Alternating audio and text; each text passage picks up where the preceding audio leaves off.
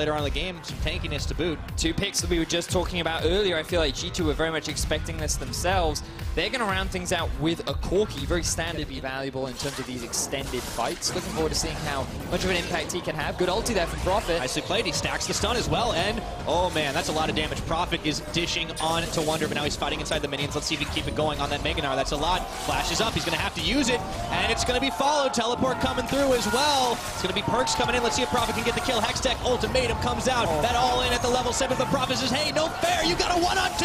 He hops in, and he's outplayed. First blood for Wonder. Yeah, sword pickaxe fight because of how strong it is that block in a 1v3. Yeah, because it pops back, but he's going to be able to pop blank back himself. Memento coming in, and it looks like they have the edge in numbers. Wadid is going to swallow up his jungler. It's a lot of damage still for Roccat. Can they kill Wadid? They can! On the Buster shot, HQ picks it up. Very quick response. Force things like the Baron to draw G2 in and then look for team fights.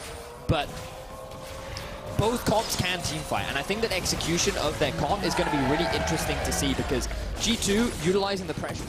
Yanko's hopping forward, looks for Memento, who ward hops, counter strikes away, and in comes the Tom Kench with Dean Yarden delivering, and it looks like Memento thought he was safe in his own jungle, but 5 members of G2 strong prove him otherwise. Love the play there from Jankos, flashing and using his ulti to catch Memento off guard. The diving isn't done yet, though. Looking for Norscarin and HQ. Jankos trying to cut him off, and the Tristana has to get back to the relative safety of the tower. Cosmic Gradient's coming in for just a few seconds. HQ isolated from the team, trying for the outplay onto Yarden. He can't do it. Perks has picked up HQ in the meanwhile. Norscarin falls to Wonder, and now it's going to be an easy cleanup for G2 on the tower top. Oh, G2 have switched up the gears. They brought their bottom lane up towards the top side. Good utilization of the Tom Kench ultimate. We were talking about it earlier, Pyra, how Wadid loves to roam around the map and use this Tom Kench. Bit of a misplay there from Wonder. Feel like that he could have just backed off. Instead, he tried to look for more kills. Ended up sacrificing his many ways. I don't think Roccat will be able to get here fast enough to save the tower, and Shelly goes charging to knock down the 3rd for G2. They weren't happy about their wins in previous weeks because they just weren't very clean. They were getting wins, but they just weren't executing vision. So as long as you can maintain control over the enemy jungle for 3 successful minutes, then you can secure that area of the map. Desperately to clear these waves as Perks just keeps packing away. And in goes Jankos again.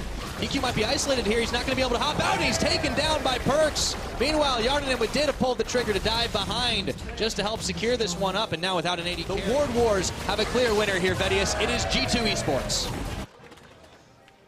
One could say that, yeah. They're just not given an opening. What can they do? Well, you got to backtrack to the draft as well. Remember, we talked about putting Roccat on champions that they're not as comfortable on.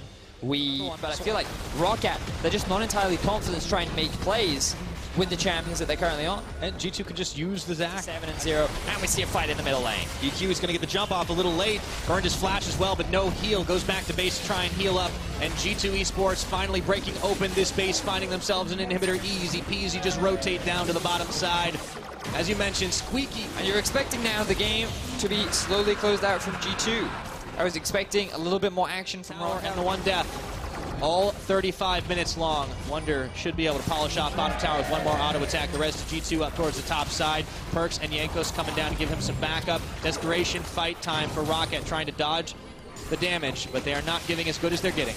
Up in the top lane, Yarden and Wadid continuing pressure as well. The map is being split up by G2. They'll secure another tower. Roccat, do something. When at this point, Vedius, there's not a whole lot that Roccat have been able to do all game long. They've been slowly losing it out. I want to see it happen, Power. I want to see that 5-man Shurima shuffle. You got to do something, even if you can't get a single kill. So easy. I mean, this is just the power of G2. This is the growth that they've made. We did talk about it. We're 10 times better than what we were at the beginning of the split, and I feel like it's hard to argue with that based on their current performance. Yarden securing a very easy inhibitor, has Wadid right behind him just in case. And we got Baron empowered minions, super minions to boot, will be coming in from the bottom lane. All right, that's 2 inhibitors. Eyes on the 3rd. Perks just needs a couple more auto attacks to make it happen, and he will be able to get it. So, it's all left, but the Nexus turrets. Roccat, it is now or it is never. Please fight, Roccat. Fight for our amusement. Do it for Vedius, guys. Roccat trying to hang tough. They just keep on wave clearing over and over and over again, holding on to hope, but Roccat, their base is in tatters. G2, they're not worried about a thing right now. Look at all the wave clear from Roccat. They're just like, no, we will continue to clear these waves out for as long as we live. Will G2 be the one to force the fight? or are they just going to continue with the slow and poking play? So just keep letting the minions do the dirty work. G2 Esports can sit back and relax while this is all happening. So, Super Minions in 3 lanes.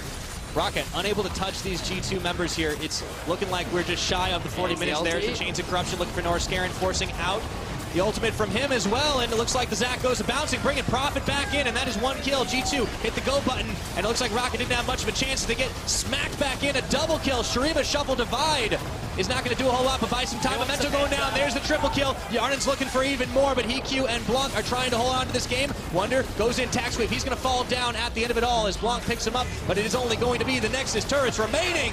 But it swallows up Perks, and they're going to be able to clean up, and by royal decree, G2 have slain the Kingslayers. Well played from G2, 7th win in a row.